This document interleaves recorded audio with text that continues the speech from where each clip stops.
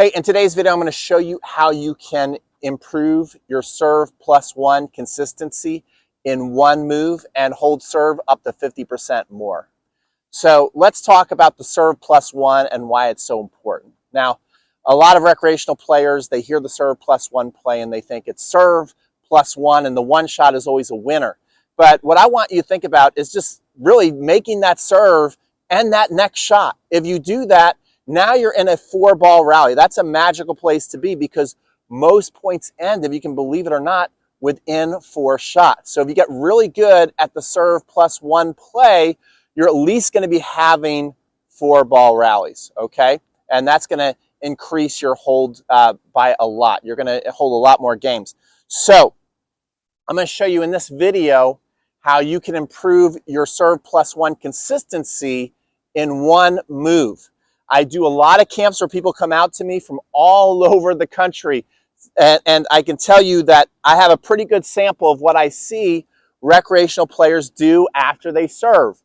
And this is why they're not holding serve, is they'll serve their ball, and then after the serve, they stand inside of the court and they kind of look to see what's happening. And then they will miss the next shot that comes at them. And if they miss their forehand, they think, oh, well, my forehand's letting me down. It's no good. No, it's not that the forehand's no good. It's that the footwork on your serve plus one is not good and it's not trained enough. So what you need to do is, if you're not going to be serving volleying, okay, you have 2 choices. You're going to be staying back or you're going to be serving volleying. Let's say you're going to be staying back. So if you're somebody who doesn't jump, right?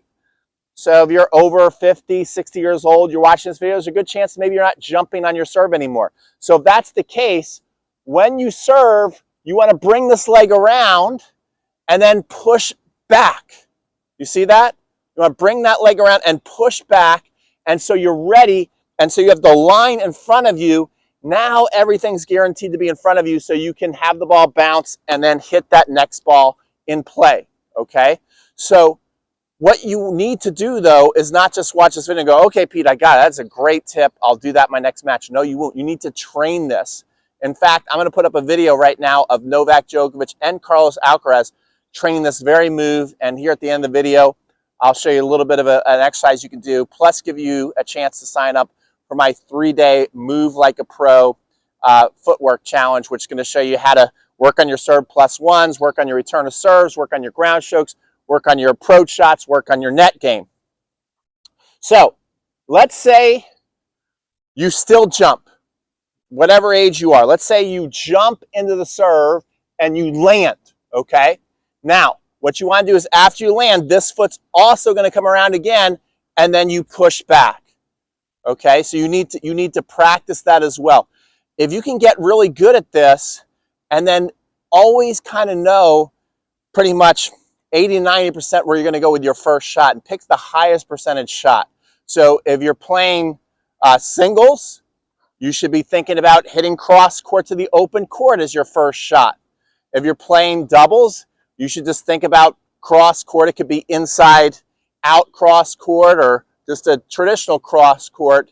But you want to think about the highest percentage play. And what you can do is you can then also practice. This is with a basket of balls. If no one's here, if you do have a coach or a ball machine, it'd be great if you just had somebody kind of like in a hand pitch, even your ball machine, just kind of hand pitching you the ball so you can really just get this move down. But let's say you don't have that. The first thing I would do, and then you can speed up your reaction time, but I would just methodically go through it just to make sure you have your footwork moves down. So the first exercise I would do right here is I would throw the ball up. Let's say I'm not going to jump right now in this video, especially I'm not warmed up. So I'm going to be walking through my serve, all right, which a lot of you guys are probably doing. So I'm going to come here, I'm going to serve, come through, land, jump back, get ready, and make my ball cross court. Let's just inside out there. I'm just assuming I'm playing doubles, and a lot of you guys are playing doubles.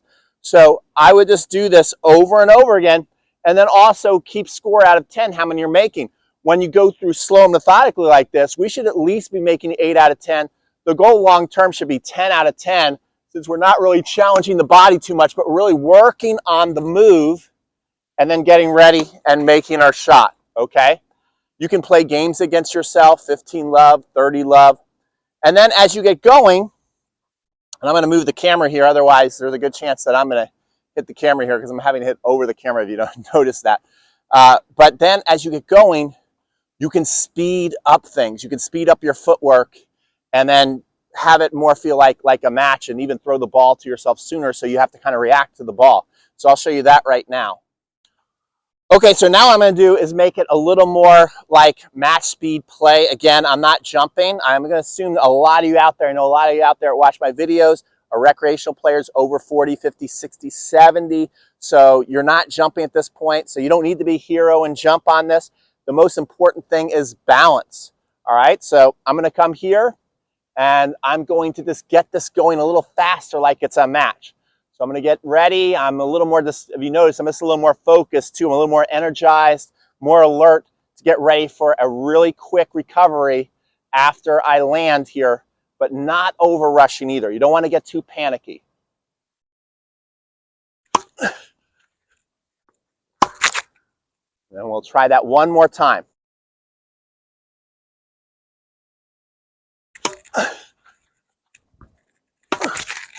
Okay, so that's how it's done. That's how you can improve your serve plus one consistency in one move.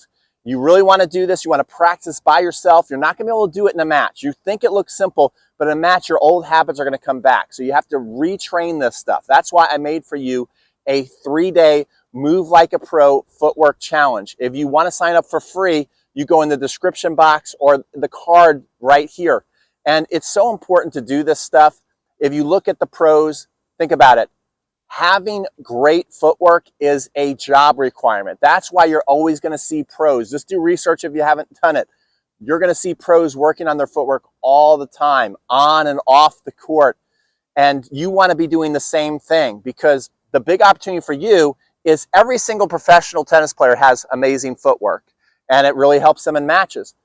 Most recreational players don't have great footwork. So what if you're the one player, whether you're playing with other 40-year-olds and you're 40 years old, but you have the great footwork on the court, or you're 50 and you have the great footwork, or 60 or 70 or even 80, but you have the best footwork on the court every time you step onto the court.